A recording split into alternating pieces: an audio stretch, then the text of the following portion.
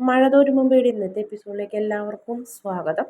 അപ്പോൾ അലീന നമ്മുടെ വൈജയന്തിയോട് പറയുന്നു, ഞാൻ പറഞ്ഞില്ലേ കുറച്ചും കൂടെ ക്ഷമ കാണിച്ചാൽ നല്ലതാണ്, കുറച്ചും കൂടെ മേഡം ഒന്നൊന്ന് ഒതുങ്ങി, മേഡം തോറ്റു പോകുള്ളൂ, മേഡം സ്വയം നിഴലിനോടാണ് യുദ്ധം ചെയ്യുന്നത്.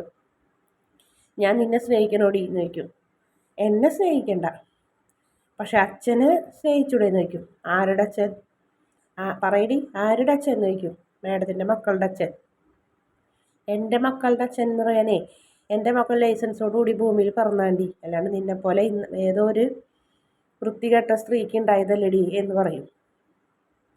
അനാഥാലയത്തിൽ കൊണ്ട് തള്ളി ഏതോ ഒരു അലവലാതി രണ്ടും കെട്ട സ്ത്രീക്ക് ഉണ്ടായ നീ എൻ്റെ മക്കളുടെ അച്ഛാന്ന് വിളിക്കാനുള്ള യോഗ്യത ആയിട്ടില്ലടി എന്ന് പറയും. അപ്പോൾ അലീന പറയും, അതെന്തോ ആയിക്കോട്ടെ, എൻ്റെ യോഗ്യത എന്തായാലും മേഡം അളക്കണ്ട. എൻ്റെ യോഗ്യത എന്താണ് ഇന്നല്ലെങ്കിൽ നാളെ നിങ്ങൾ തിരിച്ചറിയും. അന്ന് ഇതിനുള്ള മറുപടി നിങ്ങൾ ഞാനോ പറഞ്ഞാൽ മതി എന്ന് പറയും. അലീന അടുക്കളയിലേക്ക് പോകും. അതിനുശേഷം വീണ്ടും വൈജയന്തി ഡ്രസ്സൊക്കെ മാറി വരുന്നു. അപ്പോൾ കിച്ചണിൽ നോക്കിയപ്പോൾ അലീന എല്ലാം പാചകം ചെയ്ത് എന്തോ സാമ്പാറിന് കടുക് വറക്കാനുള്ള തയ്യാറെടുപ്പ് ബാക്കിയെല്ലാം കഴിഞ്ഞു. വേഗം ഒരു തക്കാളിയൊക്കെ എടുത്ത് പച്ചക്കറിയൊക്കെ ഇരുന്ന് അരിയാണ് വൈജയന്തി. അപ്പോൾ അലീന വന്ന് പറയും, എന്തിനാ മേഡം ഇനി പച്ചക്കറി അരിയുന്നത്? ഞാൻ കറികളൊക്കെ വെച്ചിട്ടുണ്ട്, സാമ്പാറിൽ കടുക് വറക്കേ വേണ്ടൂ എന്ന് പറയും. ആ വൈജയന്തി ഒന്നും മിണ്ടില്ല. എന്നിട്ട് വീണ്ടും പാചകം ചെയ്യുന്നു. മേഡം ഇത് കഷ്ടമാണ് കേട്ടാ, വേറെ കറി എന്തിനാ വെക്കണേന്ന് ചോദിക്കും. നീ മിണ്ടരുത്, നീ വെച്ച കറികൾ എനിക്കും എൻ്റെ മക്കൾക്കോ വേണ്ട, നീയും നിൻ്റെ പുതിയ അച്ഛനും തിന്നാൽ മതി, ഞങ്ങൾക്ക് വേണ്ടാന്ന് പറയും. മേഡം ഒരു വീട്ടിൽ രണ്ടടുക്കള പാടില്ല മേഡം, പ്ലീസ് മേഡം അത് പറയുന്നത് കേൾക്ക്. ഞാൻ പറഞ്ഞല്ലോ, നീ മിണ്ടരുത്. നീ ഉണ്ടാക്കണ ഭക്ഷണം ഒന്നും ഞാൻ കഴിക്കില്ല എന്ന് പറയും. ഞാനതിൽ വിഷമൊന്നും ചേർത്തിട്ടില്ല എന്ന് പറയും. നീ തന്നെ ഒരു വിഷമല്ലേടി, പിന്നെ എന്തിനാണ് നീ വന്ന നാളിൽ തന്നെ നിന്നെ ഞാൻ അടിച്ചിറക്കണമെന്ന് വിചാരിച്ചതെന്ന്. നീ ആദ്യം മനുവിൻ്റെ കണ്ണിൽ സോപ്പ് പൊടിയിട്ട് പിന്നെ അമ്മനെയും കൃഷ്ണമോളെയും ബാലചന്ദ്രനെയും വശത്താക്കി. അതുപോലെ നീ എൻ്റെ മക്കളെയും കൂടി വശത്താക്കണ്ട. എൻ്റെ മക്കൾക്കുള്ള എനിക്കുള്ള ഭക്ഷണം ഞാൻ ഉണ്ടാക്കും എന്ന് പറയും. അപ്പോൾ ഇതിന് കൃഷ്ണമോളും അവിടേക്ക് വരും.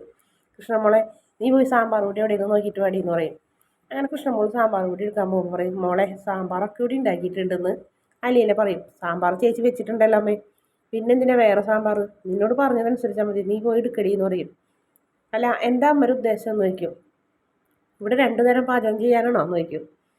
ഇവിടെ ഞാൻ ഉണ്ടാക്കുന്ന ഭക്ഷണം നിങ്ങൾ കഴിച്ചാൽ മതി, ഇവളുണ്ടാക്കുന്ന ഭക്ഷണം ഇവളെ വളർത്തച്ഛൻ കഴിച്ചോട്ടെ, എന്നെ കിട്ടില്ല അതിന്, എൻ്റെ മക്കളെയും കിട്ടില്ല, ഞങ്ങൾക്കറിയാം ഞങ്ങൾക്ക് ഭക്ഷണം വെച്ചുണ്ടാക്കി കഴിക്കാനായിട്ടെന്ന് പറഞ്ഞ് വൈജയന്തി വീണ്ടും പച്ചക്കറിയൊക്കെ അരിയുന്നു. അപ്പോൾ കൃഷ്ണമോള് വന്ന് കൈമ പിടിക്കുന്നുണ്ട്. അപ്പോൾ കൃഷ്ണമോളെ വഴക്ക് പറയുന്നു, മര്യാദയ്ക്ക് നീ അവിടെ എവിടെയെങ്കിലും പോയി പഠിക്കാനോ? എങ്ങനെ പഠിക്കാനാണ് ഈ വീട്ടിൽ? പുസ്തകം തുറന്ന് വെച്ചിരുന്ന് അതിലേക്ക് നോക്കിയാൽ പഠിപ്പാവുമോ? ഈ വീട്ടിൽ വല്ല സ്വസ്ഥതയും മനസ്സമാധാനം ഉണ്ടോ? ഞാനെൻ്റെ ഇവിടുത്തെ സ്വസ്ഥത കളയുന്നത്, അമ്മ തന്നെയാണ് ഇവിടുത്തെ സ്വസ്ഥത കളയണേന്ന് പറയും. വേണ്ട കൃഷ്ണമോളെ, അമ്മയായിട്ട് വഴക്കുണ്ടാക്കണ്ടെന്ന് പറയും. എന്തെന്ന് വെച്ചിട്ടാണ് എത്ര എന്ന് വെച്ചാൽ അങ്ങനെ പറയാം അമ്മ. അമ്മ ഒരു കാര്യം ഓർക്കണം, അമ്മ സ്വന്തം നിഴലിനോട് തന്നെയുണ്ട് യുദ്ധം വിട്ടുന്നത്. അമ്മ നാളെ പല സത്യങ്ങളും അറിയാനുണ്ട്, അറിയുമ്പോൾ കാണാം എന്നും പറഞ്ഞ് കൃഷ്ണമോള് ദേഷ്യത്തോടെ ഇങ്ങനെ പറയുന്നത്. വൈജയന്തിക്ക് ഒന്നും മനസ്സിലാവില്ല കൃഷ്ണമോള് ഇങ്ങനെ പറയുന്നത്. ഇവൾ എന്തിട്ടാണ് ഈ പറയണേന്ന് വിചാരിച്ചും കഴിഞ്ഞിട്ട് പച്ചക്കറി എറിഞ്ഞുകൊണ്ടൊക്കെ നിൽക്കണം. പിന്നെ കാണിക്കുന്നത് എല്ലാ പാചകമൊക്കെ കഴിഞ്ഞു, 2 തരം കറികൾ അടുക്കളയിലായി മാറി നിൽക്കണം. അപ്പോൾ ബബിത കൃഷ്ണമോളെ വിളിക്കണം. കൃഷ്ണമോളെ അതെ ചോറ് റെഡി ആയിട്ടുണ്ട്, പോയി രോഹിത്തിനെ വിളിക്കാൻ പറയും. അലിയിലഴിഞ്ഞ ഒരു സൈഡിൽ ഫിഷ് ഫ്രൈയും ഫിഷ് കറിയും മോര് കറിയും ചോറും എല്ലാം ഉണ്ടാക്കി വെച്ച് ഇങ്ങനെ കൈയും കെട്ടി നിൽക്കണം. എന്ത് ചെയ്യുന്നറിയാണ്ട് വൈജയന്തി ചോറും കറികളും എടുത്ത് പോണ്. ആകെ 2 കറി, സാമ്പാറും ഒരു തോരനും. മേഡം ഇതിൽ നിന്ന് കുറച്ച് കറികൾ എടുത്തോ വേണ്ടിരിക്കുന്നു പറയും. എന്നാൽ മേഡത്തിൻ്റെ കറിയിൽ നിന്ന് കുറച്ച് ഞാൻ ഇങ്ങോട്ട് എടുക്കട്ടെ, നിൻ്റെ കൈ ഞാൻ വെട്ടും എന്ന് പറയും, എടുത്തിട്ടുണ്ടെങ്കിൽ എന്ന് പറയും. എന്നിട്ട് ആ 2 കറികളും കൊണ്ട് വൈജയന്തി മക്കൾക്ക് വിളമ്പി കൊടുക്കാൻ പോണ്. വലിയ അഭിമാനത്തോടെ രോഹിത്തും ബബിതൊക്കെ വന്നിങ്ങനെ ഇരിക്കുന്നു. 2 പേരും കഴിക്കാനിരിക്കണേ. ചോറ് വിളമ്പിക്കൊണ്ട് കൃഷ്ണമോളെയും വിളിക്കും. കൃഷ്ണമോളും വന്നിരിക്കും. കൃഷ്ണമോൾക്ക് അപ്പോൾ അവിടുത്തെ ബാക്കിയുള്ള സംഭവങ്ങളൊന്നും അറിയില്ല. അലീന വെച്ച കറികൾ എടുക്കാൻ പാടില്ല എന്നുള്ള നിയമം വന്നത് അറിയില്ല. അങ്ങനെ സാമ്പാർ വായിൽ വെച്ച് കഴിക്കുന്ന ബബിയുടെ മുഖം മങ്ങും. ഇതെന്താമ്മേ രസമില്ലല്ലോ, എന്തേടീന്ന് ചോദിക്കും. ഒന്നുമില്ല എന്ന് പറയും. പേടിച്ചിട്ട് വേഗം കഴിക്കാൻ തുടങ്ങും.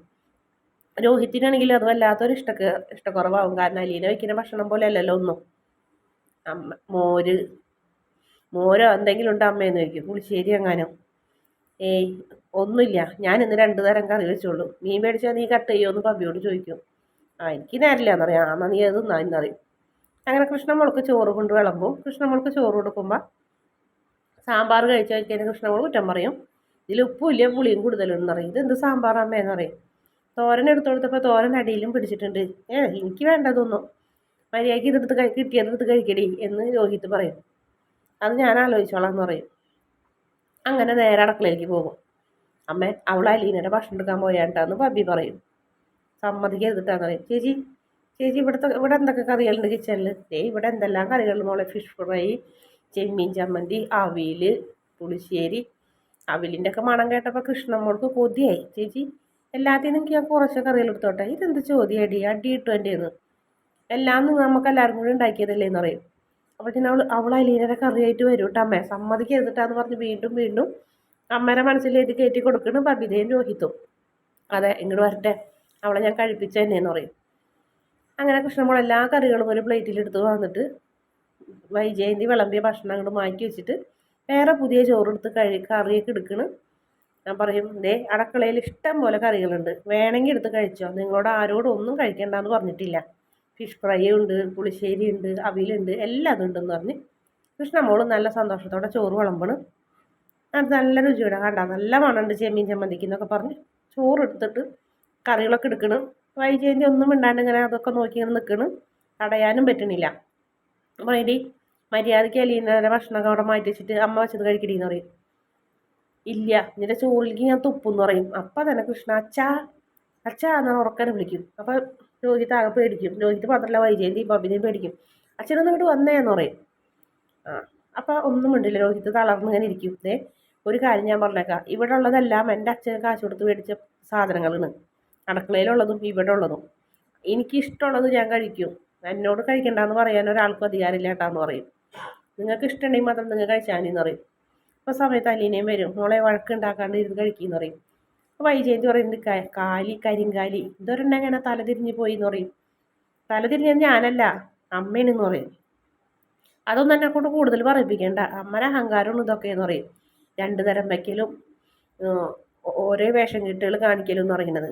അമ്മ എത്രത്തോളം മത്സരിക്കും, അമ്മ എന്തോരം മത്സരിച്ചിട്ടും കാര്യമില്ല, അമ്മ തോറ്റു പോകുള്ളൂ എന്ന് പറയും. മതി നിർത്തടി, ഇനി നീ എന്തെങ്കിലും മിണ്ടിയ നിന്റെ ചെകിട്ട് ഞാൻ അടിച്ചു പൊട്ടിക്കും എന്ന് പറയും. അത് കേട്ടപ്പോൾ കൃഷ്ണമോൾക്ക് വല്ലാത്ത സങ്കടമാവും.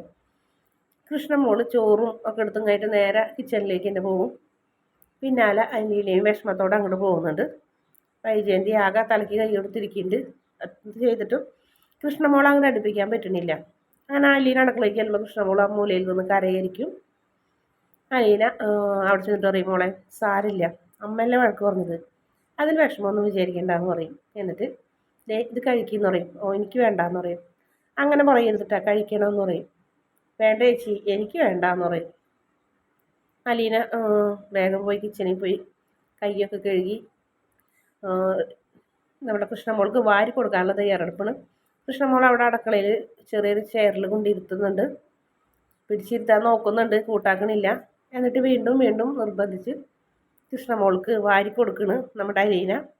ചേച്ചിയല്ലേ, ഞാൻ നിൻ്റെ പുന്നാര ചേച്ചിയല്ലേ, നീ എൻ്റെ അനിയത്തിയല്ലേ, അപ്പം ഞാൻ പറയുന്നത് നീ കേൾക്കണം എന്ന് പറഞ്ഞിട്ട് വാരി കൊടുക്കണം. അങ്ങനെ കൃഷ്ണമോൾക്ക് അലീന വാരി കൊടുക്കും. അപ്പോൾ കരഞ്ഞുകൊണ്ട് കൃഷ്ണമോൾ വീണ്ടും എഴുന്നേറ്റ് പോകും. പിന്നാലെ വീണ്ടും ചെല്ലും അലീന. എന്നിട്ട് അനിയത്തിക്ക് ചോറ് വാരി കൊടുക്കുന്നു ചേച്ചി. അതെന്തായാലും മേടിക്കാണ്ടിരിക്കാൻ കഴിയുന്നില്ല. അങ്ങനെ ഓരോ ഉരുളയും കൃഷ്ണമോൾ കരഞ്ഞുകൊണ്ട് മേടിച്ച് കഴിക്കുകയാണ് ചെയ്യുന്നത്. അലീന നല്ല സന്തോഷത്തോടെ സ്നേഹത്തോടെ തന്നെ കൃഷ്ണമോൾക്ക് ചോറ് വാരിക്കൊടുത്ത് എന്നിട്ട് തന്നോട് ചേർത്ത് നിർത്തി കൃഷ്ണമോൾ അലീനനെ കെട്ടിപ്പിടിച്ച് കരയുന്നൊരു ഭാഗമാണ് കാണിക്കുന്നത്. അതിനുശേഷം നമ്മുടെ ബബിത പിടിച്ച് വലിച്ച് കൊണ്ടുവരുന്നു നമ്മുടെ കൃഷ്ണമോളെ. വാടി, നിന്നെ വിളിച്ചാൽ എന്താണ്ടി നിനക്ക് വരാൻ പറ്റാത്തെന്ന് ചോദിക്കും. എന്തിനാ വിളിക്കണേന്ന് ചോദിക്കും. എന്താ നിൻ്റെ ഉദ്ദേശം, നീ ആരുടെ പക്ഷത്താന്ന് പറയും. ഞാൻ ആരുടെയും പക്ഷത്തല്ല, ഞാൻ സത്യത്തിൻ്റെ പക്ഷത്തെന്ന് പറയും. നീ അങ്ങനെ വലിയ നിഷ്പക്ഷതൊന്നും ആവണ്ട, ഞാൻ പറയുന്നത് കേട്ടാൽ മതി. ഞങ്ങൾ രണ്ടുപേരും അമ്മയുടെ പക്ഷത്തുനിന്ന് കാര്യം കാണാൻ കഴുതക്കാലം പിടിക്കണമെന്ന് പറയില്ലേ എന്ന് പറയും. എനിക്ക് അതിൻ്റെ ആവശ്യമില്ല എന്ന് പറയും. ആവശ്യമില്ല എന്നോ? ആ നിങ്ങൾക്ക് ഇഷ്ടമുള്ളവരെ നിങ്ങൾ പിടിച്ചു വന്നു പറയും. എല്ലാം തന്നാലുണ്ടല്ലോ അങ്ങനെ എൻ്റെ അച്ഛനെ വിളിക്കും ഞാൻ പറയും. ഞാൻ പറഞ്ഞില്ലേ, ഞാൻ ന്യായത്തിൻ്റെ ഭാഗത്തുനിന്ന്. അമ്മ ചെയ്യുന്നത് തെറ്റാണെന്ന് എനിക്കറിയാം, അമ്മ ചെയ്യുന്നതിൽ ഒരു ന്യായവും ഇല്ല, നിന്നെ ഞാൻ കാണിച്ചു തരാടിയെന്ന് പറയും. കാണാം എന്ന് പറയും. അങ്ങനെ കൃഷ്ണമോൾ അതിന് കിട്ടില്ല എന്ന് പറഞ്ഞ് കൃഷ്ണമോൾ പോകും. പിന്നീട് ബാലചന്ദ്രൻ ഫോൺ ചെയ്തുകൊണ്ടിരിക്കുന്നു, ഓഫീസിലേക്ക് വിളിക്കുന്നുണ്ട് അവിടേക്ക്. അപ്പോഴത്തേനും ചായയും കൊണ്ട് അലീന വരുന്നുണ്ട്. എന്താ അലീന ബാലചന്ദ്രൻ വന്നത് എന്ന് ചോദിക്കും. ചായ കൊണ്ട് വന്നതാ, പിന്നൊരു സങ്കടം പറയാനായിട്ടെന്ന് പറയും. പറഞ്ഞോളൂ എന്ന് പറയും. അടുക്കളയിൽ 2 തരം കറി, 2 തരം അടുക്കളയിൽ എന്ന് പറയും. അങ്ങനെയാണെന്ന് വെച്ചാൽ പുറത്തുനിന്ന് ആൾ വന്നോ അതകത്താളോ എന്ന് പറയും. അകത്താൾ തന്നെയെന്ന് പറയും. ആരൊക്കെ ഉണ്ടെന്ന് പറയും. കൃഷ്ണമോള് നമ്മുടെ ഭക്ഷണമാണ് കഴിക്കുന്നത്. മേഡം വെച്ചത് രോഹിത്തും ബബിതയും കഴിക്കണം. അവരെത്ര ദിവസം കഴിക്കും? 10 ദിവസത്തിൽ കൂടുതൽ അവർ കഴിക്കില്ല. വൈജയന്തിയുടെ ഭക്ഷണം അവർ വേണ്ടാന്ന് തന്നെ പറയുമെന്ന് പറയും. എനിക്ക് അറിഞ്ഞൂടെ എന്ന് പറയും. എന്നാലും ഇത് കഷ്ടമല്ലേ സാറേ, പിന്നെ അല്ല സോറി അച്ഛാ എന്ന് പറയും. പിന്നെ ഞാൻ എന്ത് ചെയ്യണം? വഴക്കുണ്ടാക്കാൻ പോണോ? അയ്യോ വേണ്ട എന്ന് പറയും. ആ അപ്പം പിന്നെ നമുക്ക് മിണ്ടാണ്ട് നിൽക്കാം. ഇതൊരു നല്ല കാര്യമല്ലേ? 3 പേര് ഇവിടെയും 3 പേര് അവിടെയും ഈക്വലായിട്ടുള്ള, അങ്ങനെ അങ്ങോട്ട് പോട്ടെ എന്ന് പറയും. എന്നാലിത് എത്ര നാൾ തുടരും? എനിക്ക് ആലോചിക്കുമ്പോൾ വിഷമാവണം. എന്തിനു വിഷമിക്കണ്? നീ എന്നെ നോക്കിയേ, ഞാൻ എങ്ങനത്തെ ആയിരുന്നു? ഞാനിങ്ങനെ ആയിരുന്നോ? കൊടുങ്കാറ്റും തേമാരിയും മഴയും എല്ലാം ഉള്ള ഒരാളല്ലായിരുന്നു ഞാനിപ്പോൾ എത്ര ശാന്തനായി എന്ന് പറയും. എന്താ കാരണം? ഞാനുള്ളത് കൊണ്ട് എന്ന് പറയും. അലീന അല്ല, നിന്നെ എനിക്ക് എൻ്റെ മോളായി കിട്ടിയത് കൊണ്ട് എന്ന് പറയും. അതുകൊണ്ട് മാത്രമാണ് ഞാനിങ്ങനെ ശാന്തമായ മനസ്സായത്. അല്ലെങ്കിൽ ഇതൊന്നും ആയിരിക്കില്ലെന്ന് നിനക്കറിയാലോ എന്നൊക്കെ പറയുന്നുണ്ട്. പിന്നീട് രാത്രിയും ഇതേപോലെ തന്നെയാണ് സംഭവം. ഭക്ഷണം 2 തരമായിട്ട് തന്നെയാണ് കഴിക്കുന്നത്. കൃഷ്ണമോള് അലീനയുടെ ഭക്ഷണം കഴിക്കും. നമ്മുടെ രോഹിത്ത് ആ പ്ലേറ്റ് വലിച്ചെറിയുന്നു. അത് കണ്ടുകൊണ്ടാണ് ബാലചന്ദ്രൻ വരുന്നത്. ബാലചന്ദ്രൻ രോഹിത്തിൻ്റെ കരണം നോക്കി ഒന്ന് കൊടുക്കും. കൊടുത്തതിന് ശേഷം രോഹിത്തിനോട് പറയുന്നുണ്ട്, ഒരു കാര്യം ഞാൻ പറഞ്ഞേക്കാം, അലീന ഉണ്ടാക്കുന്ന ഭക്ഷണം ഇഷ്ടമുള്ളവർ കഴിച്ചാൽ മതി, ഒരു നിർബന്ധമില്ല. പക്ഷെ കഴിക്കുന്നവരെ തടയാൻ ഇവിടെ ഒരാളും ആയിട്ടില്ല എന്ന് പറഞ്ഞ് രോഹിത്തിൻ്റെ കരണം പുകയ്ക്കുമ്പോൾ വൈജയന്തി ബാക്കിയെല്ലാവരും ആകെ പേടിച്ച് ഞെട്ടിത്തെറിച്ച് ഇങ്ങനെ നിൽക്കുന്നു. അപ്പോൾ അത് കഴിഞ്ഞതിന് ശേഷം അലീനോട് പറയുന്നുണ്ട് വൈജയന്തി, നിനക്ക് സമാധാനമായില്ലേടി? സ്വർഗം പോലെ ഉണ്ടായിരുന്ന വീട് ഈ നിലയ്ക്ക് നശിപ്പിച്ചപ്പോൾ നിനക്ക് സന്തോഷമായില്ലേ? നീ ആർമാദിക്കടി, നീ ആർമാദിക്കുന്നു. വൈജയന്തി ഇങ്ങനെ ദേഷ്യത്തോടെ വിറഞ്ഞുകൊണ്ട് തുള്ളിക്കൊണ്ട് അലീനോട് പറയുന്നതോടെയാണ് എപ്പിസോഡിൻ്റെ പ്രവിടെ അവസാന ഭാഗം. വീഡിയോ ഇഷ്ടപ്പെടുകയാണെങ്കിൽ ചാനൽ ഒന്ന് സബ്സ്ക്രൈബ് ചെയ്യണേ.